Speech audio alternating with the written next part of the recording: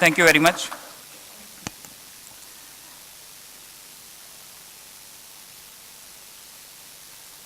Honorable Minister, Sri Dilipbhai Sanghani, Minister of Agriculture, Excise, Law and Justice, Legislative and Parliamentary Affairs, Government of Gujarat, Additional Chief Secretary, Sri Savi Saxena ji, lady from Next Tenders, sorry. Neera from Next Tenders. Yeah, sorry. Vision 2020. We are dreaming a lot for 2020, ICT 2020, Vision 2020. So by 2020, we would be the youngest country in the world, with having 61% population between 15 and 35 age group.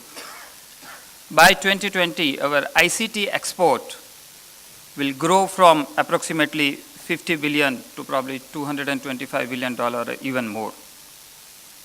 Today, we are the 5th largest economy in the world. By 2020, we would be the 3rd largest economy in the world. Today, we have around 286,000 millionaires in the country, which will be around 700,000 by 2020. So in last 60 years, we have around 300,000 millionaires, and it will be double in just next 8 years' time. Ravi ji has touched upon ICT. I'd like to touch upon ICT on governance, because I strongly feel that ultimately everything should boil down to the quality of a life of a common man. Governance is the mother of everything.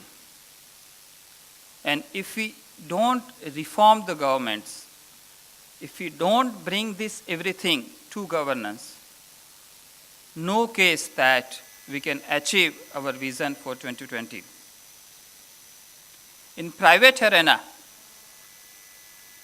all the ICT, everything, all the tools they are using today, which probably government may use maybe after 5 years or 10 years. So private people, they will find their own ways to get the work done. But we need to do a lot to bring it to the masses.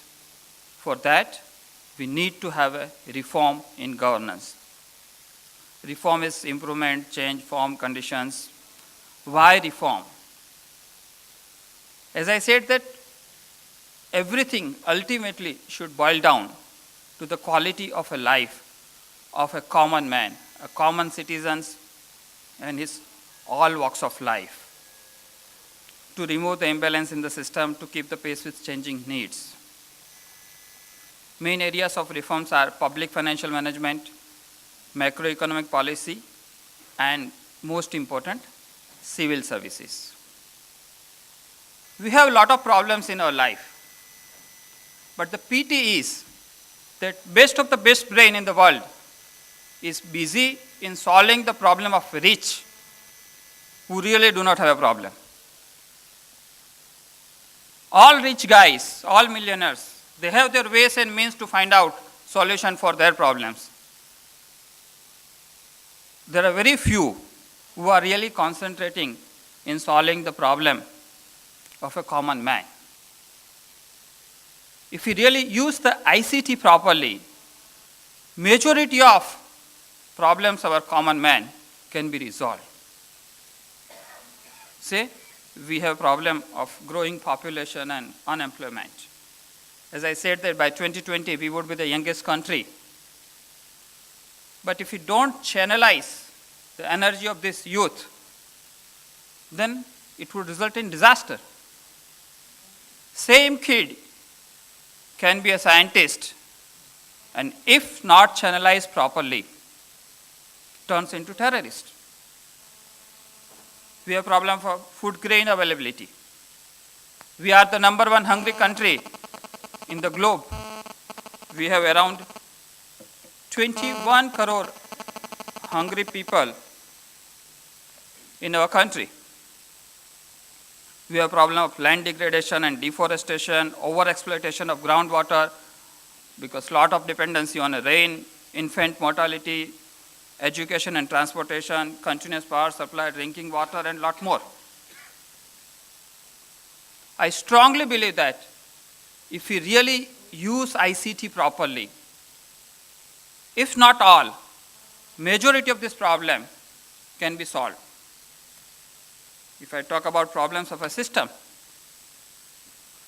we have a problem in delivery of a justice. Justice delayed, justice denied. Everybody knows that. But guys, can you believe? Average justice delivery time in our nation is 15 years. Yes, 15 years is the time for average delivery of a justice in our country. We have 3.2 crore litigations pending in various courts of India. If Indian judiciary stops taking new case from tomorrow, it will take 320 years to clear the backlog. This is why, because there is an inadequate use of ICT in justice. Everything is manual, everything is manual. We have a problem of delivery of service, G2C, complex and long procedures, multiplicity of application form, lack of interoperability. So for the same driving license, a form in Gujarat is different than from Rajasthan and then the Maharashtra and then the MP. Though more than 90% requirement is same. But that's what we have. We have problems in governance. We have big government, big problems. We have an ineffective and unresponsive system, authority delaying from accountability. In governance, it's said that if I do some work, it's likely that probably 1 out of 10 cases I'll make mistake. If I make mistake, I'm surely gonna punished. But if I don't work, nobody's gonna ask me. So let's not work in government. We have a lack of transparency. We have no incentive for performers. Whoever performs excellent in government, barring exception, probably there is no ways and means to motivate him. We have a problem of a political will. Majority of our politicians and political party, they have their own agenda. They have their own personal agenda. It's a little bold statement, but majority of them have their own personal agenda, which always overtakes the interests of the nation.